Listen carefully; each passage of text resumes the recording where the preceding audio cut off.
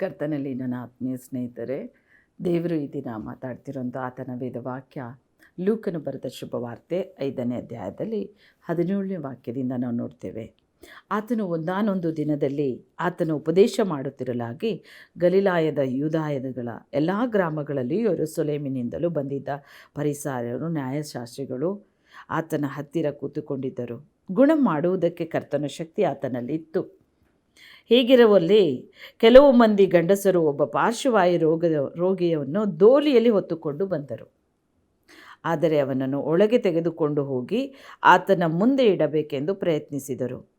ಜನರು ಗುಂಪಾಗಿದ್ದರಿಂದ ಅವನನ್ನು ಒಳಗೆ ತೆಗೆದುಕೊಂಡು ಹೋಗಲು ಮಾರ್ಗವನ್ನು ಕಾಣದೆ ಮನೆಯ ಮೇಲೆ ಹತ್ತಿ ಹಂಚುಗಳನ್ನು ತೆಗೆದು ಅವನನ್ನು ಹಾಸಿಗೆ ಸಹಿತ ನಡುವೆ ಯೇಸುವಿನ ಮುಂದೆ ಇಳಿಸಿದರು.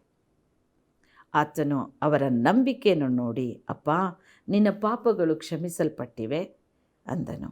ಅದಕ್ಕೆ ಶಾಸ್ತ್ರಿಗಳು ಫರಿಸಾಯರು, ದೇವದೂಷಣೆ ಮಾತನಾಡುವ ಇವನೆಷ್ಟರವನು? ಪಾಪಗಳನ್ನು ಕ್ಷಮಿಸಿಬಿಡುವುದು ಒಬ್ಬನಿಂದಲೇ ಹೊರತು ಮತ್ತಾರಿಂದ ಆಗಿದು ಎಂದು ಅಂದುಕೊಳ್ಳುತ್ತಿದ್ದರು. ನಿನ್ನ ಪಾಪಗಳು ಕ್ಷಮಿಸಲ್ಪಟ್ಟಿದೆ ಅನ್ನುವುದೋ, ಎದ್ದು ನಡೆ ಎನ್ನುವುದೋ? ಆದರೆ ಪಾಪಗಳನ್ನು ಕ್ಷಮಿಸಿಬಿಡುವುದಕ್ಕೆ ಮನುಷ್ಯಕುಮಾರನೇ ಭೂಲೋಕದಲ್ಲಿ ಅಧಿಕಾರ ಉಂಟೆಂಬುದು ನಿಮಗೆ ತಿಳಿಯಬೇಕು ಎಂದು ಹೇಳಿ ಪಾರ್ಶ್ವವಾಯು ರೋಗದವನನ್ನು ನೋಡಿ, ಎದ್ದು ನಿನ್ನ ಹಾಸಿಗೆಯನ್ನು ಎತ್ತಿಕೊಂಡು ಮನೆಗೆ ಹೋಗೆಂದು ನಿನಗೆ ಹೇಳುತ್ತೇನೆ ಅಂದನು. ತಾನು ಮಲಗಿದ ಹಾಸಿಗೆಯನ್ನು ಎತ್ತಿಕೊಂಡು ದೇವರನ್ನು ಕೊಂಡಾಡುತ್ತಾ ಮನೆಗೆ ಹೋದನು. ನೋಡಿದವರು ಬೆರಗಾದರು. ಪ್ರಿಯರೇ, ಈ ಒಂದು ಅಚ್ಚರಿಪಡೋ ಅದ್ಭುತ. ಇವತ್ತು ಎಷ್ಟೋ ಜನ ಪಾರ್ಶ್ವ ರೋಗದಲ್ಲಿ ನರಳುತ್ತಾ ಇದ್ದೀರಿ. ಪರಿಶುದ್ಧ ಆತ್ಮನು ಈ ವೇದವಾಕ್ಯವನ್ನು ನನ್ನ ಸಂಗಡ ಮಾತಾಡಿರುವುದಕ್ಕೆ ಈ ದಿನ ಈ ಮೆಸೇಜ್ ಭಾಗವನ್ನು ನಿಮ್ಮ ಮುಂದೆ ಕರ್ತನು ಮಾತಾಡ್ತಾ ಇದ್ದಾರೆ. ಅನೇಕರು ಬಲಹೀನತೆಯಲ್ಲಿ ಪಾರ್ಶ್ವ ರೋಗದಿಂದ ಹಾಸಿಗೆ ಮೇಲೆ ಬಿದ್ದುಕೊಂಡವರು ಅನೇಕರಿದ್ದೀರಿ. ದೇವರು ನಿಮ್ಮನ್ನು ನೋಡ್ತಾ ಇದ್ದಾರೆ. ಕರ್ತನು ನಿಮ್ಮನ್ನು ನೋಡ್ತಾ ಇದ್ದಾರೆ. ಇನ್ನೊಂದು ಕಡೆ ಫರಿಸಾಯರು ನೋಡ್ತಾ ಇದ್ದಾರೆ. ಪಾಪವನ್ನು ಕ್ಷಮಿಸಿಬಿಡುವುದು ಮನುಷ್ಯಕುಮಾರನಿಂದ ಆಗುತ್ತಾ? ಇವರನ್ನು ಮೇಲಕ್ಕೆ ಬರ್ಸೋಕ್ಕೆ ಮನುಷ್ಯಕುಮಾರನಿಂದ ಆಗುತ್ತಾ? ಯೇಸು ಸ್ವಾಮಿ ಅದ್ಭುತ ಮಾಡ್ತಾರಾ? ಹೇಗೆಲ್ಲ ಯೋಚನೆ ಮಾಡ್ತಾ ಇರೋರು, ನಮ್ಮನ್ನೇ ಗಮನಿಸ್ತಾ ಇರೋರು ಅನೇಕರಿದ್ದಾರೆ. ಆದರೆ ಕರ್ತನು ನಿನ್ನನ್ನು ಈ ದಿನ ಬಿಡುಗಡೆ ಕೊಡೋಕ್ಕೆ ಇಚ್ಛಿಸ್ತಾ ಇದ್ದಾರೆ. ಅವರ ನಂಬಿಕೆ ನೋಡಿ. ಅವರು ಕ್ರಿಸ್ತನ ಇರೋ ಜಾಗ, ಯೇಸು ಸ್ವಾಮಿ ಎಲ್ಲಿ ಪ್ರಸಂಗ ಮಾಡ್ತಾ ಕೂತಿದ್ರು ಆ ಸ್ಥಳದಲ್ಲಿ ಆ ಮನೆಯ ಹಂಚನ್ನು ತೆಗೆದು ಮಾಳಿಗೆ ಮೊಳಗಿಂದ ಕೆಳಗೆ ಯೇಸು ಸ್ವಾಮಿ ಇರೋ ಸ್ಥಳಕ್ಕೆ, ಕರ್ತನಿರೋ ಒಂದು ಜಾಗಕ್ಕೆ ಆತನ ದೋಲಿಯಲ್ಲಿ ಕಟ್ಟಿ ಕೆಳಗೆ ಇಳಿಸಿದರು, ದೇವರ ಪಾದದ ಹತ್ರ. ಅವರ ನಂಬಿಕೆ ನೋಡಿ, ಅಪ್ಪ, ನಿನ್ನ ಪಾಪಗಳು ಕ್ಷಮಿಸಲ್ಪಟ್ಟಿದೆ ಎಂದರು ಕರ್ತನು. ಆದರೆ ಅದಕ್ಕೂ ಫರಿಸಾಯರು ಹೇಳ್ತಾರೆ, ಇದು ಸಾಧ್ಯನಾ? ಪಾಪವನ್ನು ಕ್ಷಮಿಸಿಬಿಡೋದು ಮನುಷ್ಯಕುಮಾರದಿಂದ ಆಗುತ್ತಾ? ಇವನನ್ನು ಮೇಲಕ್ಕೆ ಎಬ್ಬರಿಸೋದು ಇದು ಮುಖ್ಯನೋ? ಪಾಪ ಕ್ಷಮಿಸೋದು ಇವೆರಡೂ ಕೆಲಸ ನಾನು ಮಾಡ್ತೇನೆ ಅಂತ ಯೇಸು ಸ್ವಾಮಿ ಹೇಳ್ತಾರೆ. ಹೌದು ನನ್ನ ಸ್ನೇಹಿತರೆ, ಇಂದು ನೀವು ಕೂಡ ಅನೇಕ ಪಾಪದ ನಿಮಿತ್ತ, ದುಷ್ಟತ್ವಗಳ ನಿಮಿತ್ತ ಆ ವ್ಯಾಧಿಗೆ ತುತ್ತಾಗಿ ಪಿಶಾಚಿ ನಿಮ್ಮನ್ನು ಕೆಳಗೆ ಬೀಳಿಸಿರ್ಬೋದು. ತಳ್ಳಿದ್ದಾನೆ, ಬಿದ್ದಿದ್ದೀರೋ, ಪಾಪಗಳು ನಿಮ್ಮನ್ನು ತಳ್ಳಿದೆಯೋ? ಆದರೆ ಯೇಸು ಸ್ವಾಮಿ ಹೇಳ್ತಾರೆ, ಪಾಪವನ್ನು ಕ್ಷಮಿಸುವ ಅಧಿಕಾರ, ಪಾಪದಿಂದ ಸಂಪೂರ್ಣ ಶುದ್ಧಿ ಮಾಡಿ ನಿಮ್ಮನ್ನು ತೊಳೆದು ಶುದ್ಧೀಕರಿಸಿ ನಿಮ್ಮನ್ನು ಮೇಲಕ್ಕೆತ್ತುವಂಥ ಆ ಅದ್ಭುತ ಮಾಡುವಂಥ ಶಕ್ತಿನೂ ಕೂಡ ಯೇಸು ಸ್ವಾಮಿ ಆತನ ಬಳಿಯಲ್ಲಿದೆ, ಕರ್ತನ ಕರಗಳಲ್ಲಿದೆ. ಕಳೆದ ವರ್ಷಗಳಲ್ಲಿ ನಾವು ಅನೇಕ 23 ವರ್ಷಗಳಿಂದ ನಾನು ಕರ್ತನ ಸೇವೆ ಮಾಡ್ತಾಯಿದ್ದೇನೆ. ಅತಿ ಹೆಚ್ಚಾಗಿ ನಾನು ಪಾರ್ಶ್ವ ರೋಗಿಗಳಿಗಾಗಿ ಭಾಳಷ್ಟು ಜನಕ್ಕೆ ಪ್ರಾರ್ಥನೆ ಮಾಡಿದ್ದೇನೆ. ಆ ಪ್ರಾರ್ಥನೆ ಮಾಡುವಾಗ ನಾನು ಕೊಡೋ ಮೆಸೇಜ್ಗಳು ಇದೇ ವಾಕ್ಯಗಳು. ಪಾರ್ಶ್ವ ರೋಗಿಯನ್ನು ನಾನು ಪ್ರಾರ್ಥಿಸೋಕೆ ಹೋಗುವಾಗ ಮೊದಲು ನಾನು ದೇವರ ವಾಕ್ಯ, ಯಾವ ಪಾರ್ಶ್ವ ರೋಗಿಯನ್ನು ಕರ್ತನ ಗುಣ ಮಾಡಿದ್ದಾರೋ ಆ ವಾಕ್ಯ ಸಂದೇಶ ಕೊಟ್ಟು, ಅನಂತರ ಪ್ರಾರ್ಥನೆ ಎಣ್ಣೆಯನ್ನು ಮಾಡಿ, ಎಣ್ಣೆಯನ್ನು ಹಚ್ಚಿ ಅವರ ಮೇಲೆ ಕೈ ಇಟ್ಟು ನಾವು ಪ್ರಾರ್ಥಿಸ್ತಾ ಇದ್ದೇನೆ. ನಾವು ಪ್ರಾರ್ಥನೆ ಮಾಡಿ ಕ್ಷಣ ಮಾತ್ರದಲ್ಲಿ ನನ್ನ ದೇವರು ಆ ರೋಗಿಯನ್ನು ಸ್ವಸ್ಥಪಡಿಸಿ ಹಾಸಿಗೆ ಮೇಲಿಂದ ಎಬ್ಬಿಸಿದ್ದಾರೆ. ಭಾಳಷ್ಟು ಜನರಿಗಾಗಿ, ಆ ಪಾರ್ಶ್ವ ರೋಗಿಗಳಿಗಾಗಿ ನಾನು ಪ್ರಾರ್ಥನೆ ಮಾಡಿದ್ದೇನೆ. ನನ್ನ ದೇವರು ಸರ್ವಶಕ್ತನು, ಏಸಪ್ಪ ಘನವೈದ್ಯ, ಆರೋಗ್ಯದಾಯಕ, ಆತ ನಮ್ಮ ಪಾಪವನ್ನು ಕ್ಷಮಿಸೋದು ಮಾತ್ರ ಅಲ್ಲ ಪ್ರಿಯರೇ, ನಮ್ಮನ್ನು ಆ ರೋಗದಿಂದ ಮೇಲಕ್ಕೆತ್ತುವ ಶಕ್ತಿ ಆತನ ಕೈಯಲ್ಲಿದೆ. ಅದ್ಭುತ ಸ್ವರೂಪನಾತ, ಅದ್ಭುತ ಮಾಡುವ ಆತನು. ಗುಣವಾಗುತ್ತೆ, ಸ್ವಸ್ಥವಾಗ್ತೀವಿ. ಎದ್ದೇಳು ಅಂದರು ದೇವರು, ಎದ್ದು ಬಂದರು. ಸತ್ತವನನ್ನು ಚಟ್ಟದ ಮೇಲಿಂದ ಯವನಸ್ಥನೇ ಏಳು, ಕರ್ತನು ಆ ಒಂದು ಮಾತು ಹೇಳ್ತಾ ಇದ್ದಂಗೆ ಆತನು ಎದ್ದು ಕೂತು ಮಾತನಾಡುವುದಕ್ಕೆ ಪ್ರಾರಂಭಿಸಿದನು. ಸತ್ತ ಹುಡುಗಿಯನ್ನು 12 ವರ್ಷದಂಥ ಆ ಮಗಳನ್ನು ಕರ್ತನು ಹೇಳಿದರು, ಅವಳು ನಿದ್ರೆ ಮಾಡ್ತಾ ಇದ್ದಾಳೆ, ಅವಳನ್ನು ಅಲ್ಲಿಂದ ಎಬ್ಬರಿಸಿದರು. ಸತ್ತ ಲಾಜರ 4 ದಿನ ಆಗಿತ್ತು. 4 ದಿನಗಳಿಂದ ಸಮಾಧಿ ಒಳಗಿದ್ದ ಲಾಜರ ಕರ್ತನವನನ್ನು ಎಬ್ಬಿಸಿದರು. ಆತನಲ್ಲಿ ಜೀವ ಇದೆ, ಆ ಜೀವ ಮನುಷ್ಯರಿಗೆ ಬೆಳಕಾಗಿದೆ ಎಂದು ಯೋಹಾನ 1ನೇ ಅಧ್ಯಾಯ 3ನೇ ವಾಕ್ಯ 4ನೇ ವಾಕ್ಯದಲ್ಲಿ ನೋಡ್ತೇವೆ. ನನ್ನ ಸ್ನೇಹಿತರೆ, ಆತನಲ್ಲಿ ಜೀವ ಇದೆ. ಯೇಸು ಸ್ವಾಮಿ ಏನಕ್ಕಾಗಿ ಬಂದರು? ಲೂಕನು ಬರೆದ ಶುಭವಾರ್ತೆ 19ನೇ ಅಧ್ಯಾಯದಲ್ಲಿ 10ನೇ ವಾಕ್ಯ, ಮನುಷ್ಯ ಕುಮಾರನು ಕೆಟ್ಟು ಹೋಗಿರೋದನ್ನು ಹುಡುಕಿ ರಕ್ಷಿಸುವುದಕ್ಕೆ. ಆತನಿಗೆ ಬೇಕಾಗಿರೋದು ಪಾಪಿಗಳೇ. ಪಾಪ ಎಲ್ಲಿದೆಯೋ, ಎಲ್ಲಿ ರೋಗಿಗಳೋ ಅಲ್ಲಿ ಏಸಪ್ಪ ಇರ್ತಿದ್ರು. ಒಳ್ಳೆಯವರಿರೋ ಜಾಗದಲ್ಲಿ ಏಸಪ್ಪ ಇರಲಿಲ್ಲ. ದೇವ್ರು ಹೇಳಿದರು, ನಾನು ನೀತಿವಂತನ ಕರೆಯೋಕ್ಕೆ ಬಂದೇ ಇಲ್ಲ, ನಾನು ಬಂದಿದ್ದು ಅನೀತಿವಂತರನ್ನು ಕರೆಯೋದಕ್ಕೆ, ಪಾಪಿಗಳನ್ನು ಹುಡುಕಿ ನಾನು ರಕ್ಷಣೆ ಕೊಡುವುದಕ್ಕೆ ಬಂದವನು. ಆದರೆ ಪಾಪ ಎಂಬುದು ತೊಡೆಯುವಂಥ ಶಕ್ತಿ, ಪಾಪದಿಂದ ಬಿಡುಗಡೆ ಕೊಡೋ ಆ ಶಕ್ತಿ ಯೇಸು ಕ್ರಿಸ್ತನಿಗಿದೆ. ನಮ್ಮ ತಂದೆಯ ದೇವರು ಅದನ್ನು ಮಾಡಿ ಮುಗಿಸಿದ್ದಾರೆ. ಏಸಪ್ಪ ಹೇಳಿದ, ನಿನ್ನ ಪಾಪಗಳನ್ನು ಹೊತ್ತು ತೀರಿಸಿದ್ದೇನೆ, ಕಲ್ವಾರಿ ಶಿಲುಬೆ ಮೇಲೆ ಸುರಿಸಿದ ನನ್ನ ರಕ್ತ ನಿನ್ನ ಪಾಪವನ್ನು ತೊಳೆದ ರಕ್ತ, ನನ್ನ ಪರಿಶುದ್ಧ ರಕ್ತ ನಿಮ್ಮ ಪಾಪಕ್ಕಾಗಿ ಸುರಿಸಿದ್ದೇನೆ. ಹಾಗಾದರೆ ಏಸಪ್ಪ ನನ್ನ ಪಾಪಕ್ಕಾಗಿ ಜಜ್ಜಲ್ಪಟ್ಟರು, ಆತನ ಅಮೂಲ್ಯ ರಕ್ತ ಸುರಿಸಿದ್ರು. ಆ ರಕ್ತದಿಂದ ನಾವು ತೊಳೆಯಲ್ಪಟ್ಟು ಶುದ್ಧಿಯಾಗಿದ್ದೇವೆ. ಇವತ್ತು ನಾವು ಶುದ್ಧರಾಗಿ ಕರ್ತನ ವಾಕ್ಯ ಸಂದೇಶವನ್ನು ನಿಮ್ಮ ಮಧ್ಯದಲ್ಲಿ ಹಂಚಕ್ಕೆ ಪರಿಶುದ್ಧವಾದ ತಂದೆ ನನ್ನ ಮೇಲೆ ಸುರಿಸಿದ ಆತನ ರಕ್ತದಿಂದ ತೊಡೆಯಲ್ಪಟ್ಟವಳಾಗಿ ಈ ದಿನ ಆತನ ಮಾತು ನನ್ನ ಬಾಯಲ್ಲಿ. ನನ್ನ ಸ್ನೇಹಿತರೆ, ಯೇಸು ಸ್ವಾಮಿ ನಿನ್ನ ಪಾಪವನ್ನು ಕ್ಷಮಿಸ್ತಾರೆ, ನಿಮ್ಮ ಪಾಪವನ್ನು ಕ್ಷಮಿಸ್ತಾರೆ. ಅದು ಎಷ್ಟು ದೊಡ್ಡದಾಗಿದ್ರೂ ಸರಿ, ಅದು ಹೇಗಾಗಿದ್ರೂ ಸರಿ, ಕರ್ತನು ನಿನ್ನನ್ನು ಶುದ್ಧಿ ಮಾಡ್ತಾರೆ. ಆ ಪಾರ್ಶ್ವರೋಗಿಯನ್ನು ನೋಡಿ ಕರ್ತನ ಹೇಳಿದರು, ಅಪ್ಪ ನಿನ್ನ ಪಾಪಗಳು ಕ್ಷಮಿಸಲ್ಪಟ್ಟಿದೆ. ಅವರ ಒಂದು ಕಡೆ ನಂಬಿಕೆ ಇದೆ, ಯಾಕೆಂದರೆ ಅವರು ನಂಬಿಕೆ ಇರೋದಕ್ಕೆ ಈ ರೋಗಿ ಗುಣ ಆಗೇ ಆಗ್ತಾನಂತ. ಅನೇಕರು ಆತನನ್ನು ದೋಲಿಯಲ್ಲಿ ತಂದು ಆ ಒಂದು ಬಟ್ಟೆಯಲ್ಲಿ ಸುತ್ತಿಕೊಂಡು ಬಂದು ಆತನಿರೋ ಸ್ಥಳಕ್ಕೆ ಇಳಿಸಿದರು. ಹೌದು ನನ್ನ ಸ್ನೇಹಿತರೆ, ಏಸಪ್ಪನ ಹತ್ರ ಬರೋರಿಗೆ ಎಂದೂ ಕೈ ಬಿಡೋದಿಲ್ಲ ಆತ. ಎಂದೂ ಕೂಡ ನೀವು ಆತನಿಗೆ ಮನಸ್ಸು ಕೊಡಿ ಸಾಕು. ನಿಮ್ಮ ಹೃದಯದ ಬಾಗಿಲಿಂದ ತಡ್ತಾ ಇದ್ದಾರೆ, ನಾನೊಳಗೆ ಬರ್ತೇನೆ ಅಂತ ಕೇಳ್ತಾ ಇದ್ದಾರೆ ಕರ್ತನು. ಯಾರ್ಯಾರು ಆತನನ್ನು ಪ್ರೀತಿಸ್ತೀರೋ ಆತನಿಂದ ಸಂಪೂರ್ಣ ಶುದ್ಧರಾಗಿ ಆಶೀರ್ವಾದ ನಿಧಿ ಆಗ್ತೀರಿ, ಆಶೀರ್ವಾದ ಪಡಿತೀರಿ, ಇಲ್ಲದನ್ನು ಇರುವಂತೆ ಮಾಡ್ತಾರೆ. ವ್ಯಾಧಿಗ್ರಸ್ತರು ಸ್ವಸ್ಥವಾಗ್ತೀರಿ. ನಂಬಿಕೆ ಇಡಿ. ದೇವರು ನೋಡಿ ಆ ದೋಲಿಯಲ್ಲಿ ಆತನ ಬಳಿಯಲ್ಲಿ ಇಳಿಸಿದಂಥ ಆ ರೋಗಿಯನ್ನು, ಪಾರ್ಶ್ವವಾಯು ರೋಗಿಯನ್ನು ನೋಡಿ ಕರ್ತನ ಹೇಳಿದರು, ಅವರ ನಂಬಿಕೆ ನೋಡಿ. ಅವ್ರಿಗೆ ನಂಬಿಕೆ ಇತ್ತು, ಈ ರೋಗಿಯನ್ನು ಏಸಪ್ಪ ಗುಣ ಮಾಡೇ ಮಾಡ್ತಾರೆ, ಈ ರೋಗಿಯನ್ನು ಸ್ವಸ್ಥ ಮಾಡೇ ಮಾಡ್ತಾರೆ. ಬಹಳಷ್ಟು ಕ್ರೌಡ್ ಇದೆ, ಬಹಳಷ್ಟು ಜನ ಇದ್ದಾರೆ. ಆ ಜನರ ನಿಮಿತ್ತ ನಾವು ಒಳಗೆ ಹೋಗೋಕ್ಕಾಗಲ್ಲ. ಬಾಗಿಲಿಂದ ನಾವು ಹಂಚನ್ನು ತೆಗೆದು ಮಧ್ಯದಲ್ಲಿ ಇಳಿಸೋಣ. ಅವರ ನಂಬಿಕೆ ಇತ್ತು, ಬಹಳಷ್ಟು ನಂಬಿಕೆ.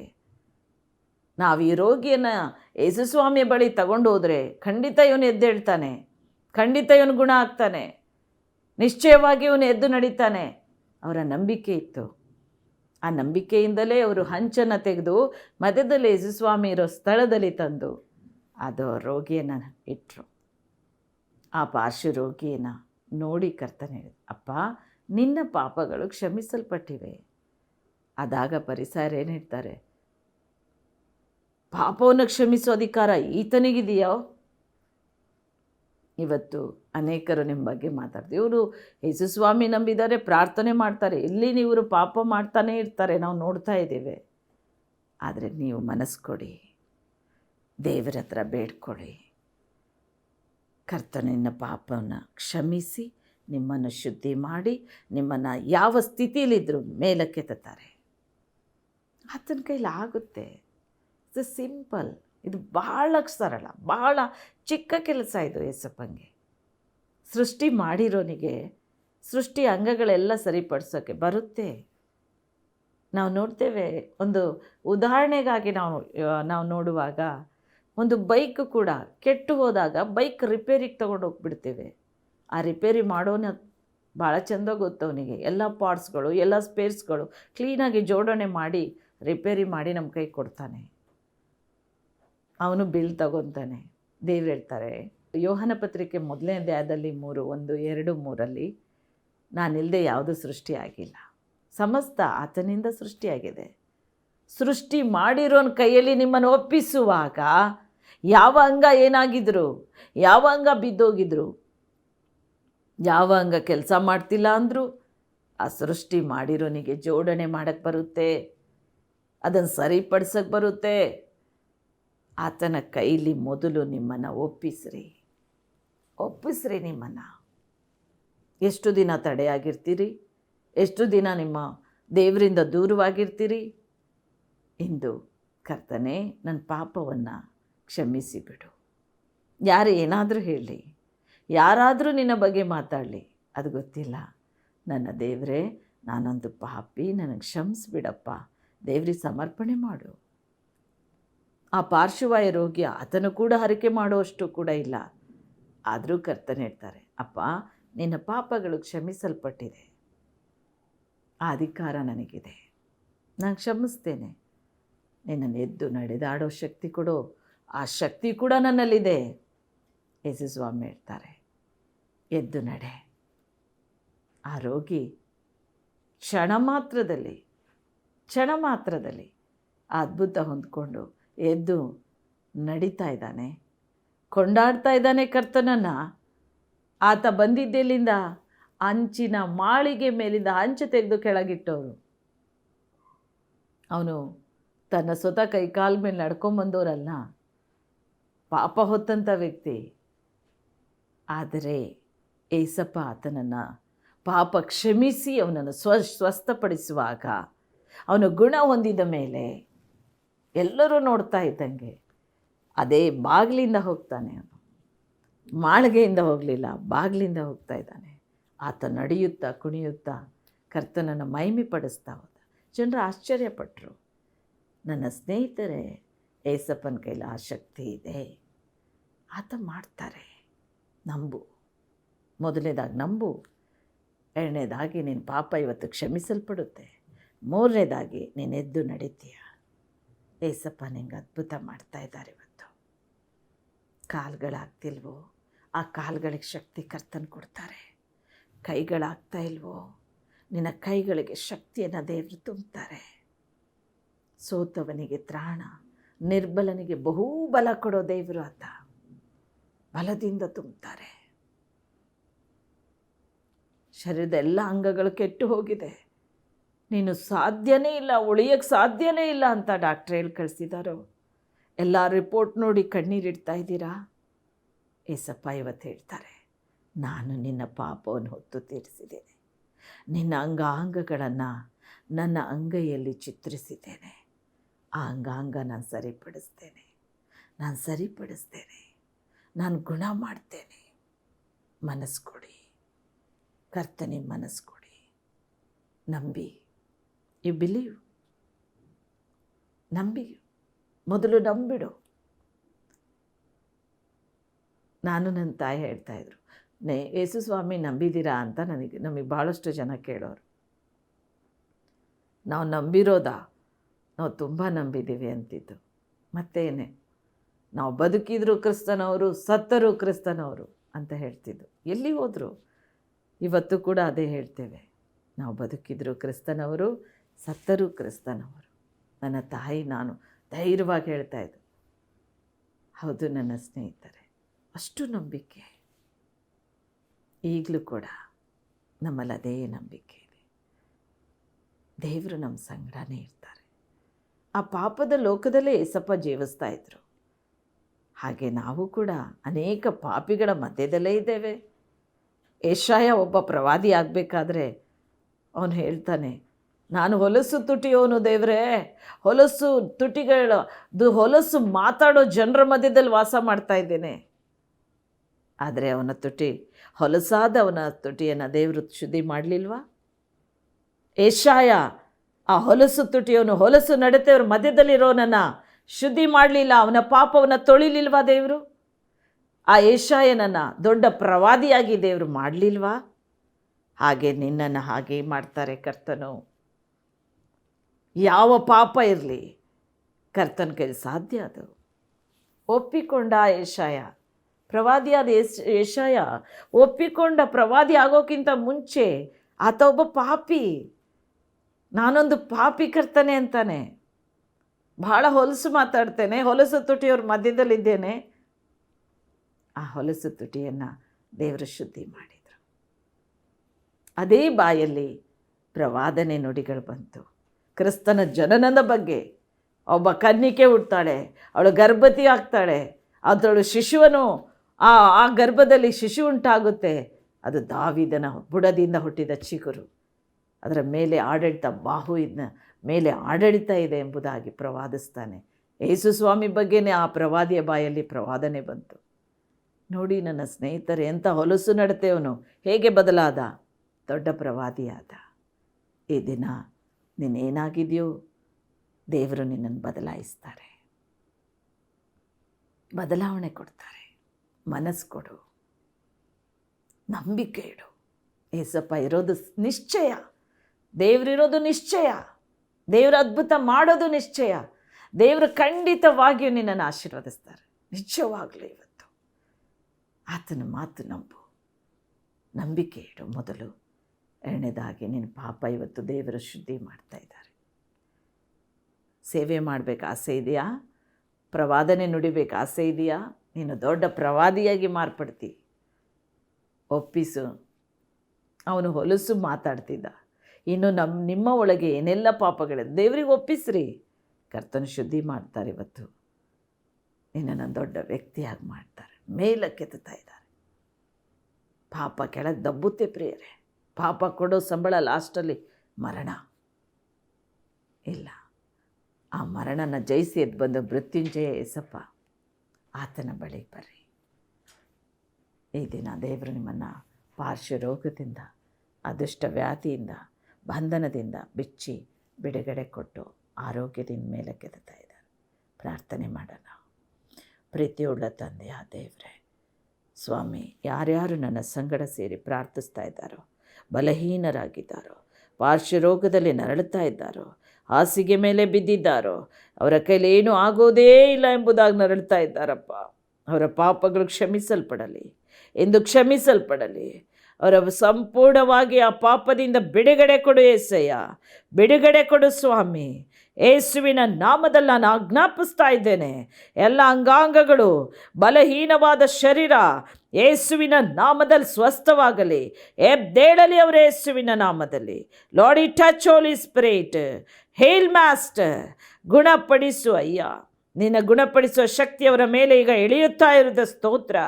ಒಬ್ಬೊಬ್ಬರ ಮೇಲೂ ನಿನ್ನ ಕಲ್ವಾರಿ ರಕ್ತ ಸಿಂಪಡಿಸ್ತಾ ಇದ್ದೇನೆ ಪ್ರಭು.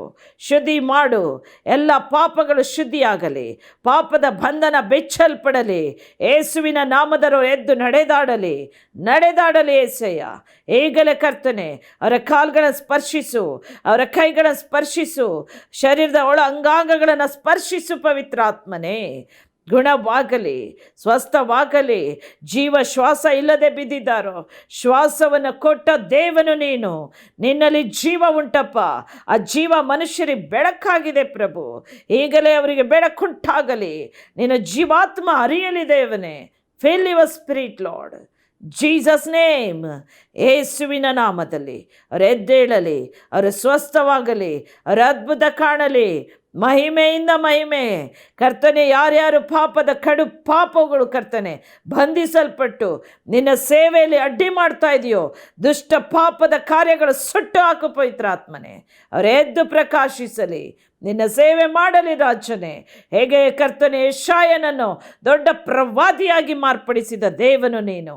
ಅವರ ಎಲ್ಲ ನಡತೆಗಳು ಶುದ್ಧಿ ಮಾಡು ಕರ್ತನೇ. ಅವರು ಪ್ರವಾದಿಸಲಿ, ಅವರು ನಿನ್ನ ರಾಜ್ಯ ನೀತಿಗೆ ತವಕ ಪಡಲಿ, ಎದ್ದೇಳಲಿ, ಅವರ ಮೂಲಕ ಇನ್ನು ದೊಡ್ಡ ದೊಡ್ಡ ಅದ್ಭುತ ಕಾರ್ಯಗಳು ನಡೆಯಲಿ. ರಾಜ ಬ್ಲೆಸ್ ಮಾಸ್ಟರ್, ಯೂಸ್, ಉಪಯುಕ್ತ ಪಾತ್ರೆಗಳಾಗಿ ಉಪಯೋಗಿಸು ದೇವರೇ. ಜನರವ್ರು ನೋಡುವಾಗ ಅಚ್ಚರಿ ಪಡಲಿ. ತಂದೆ ಆಶೀರ್ವದಿಸು.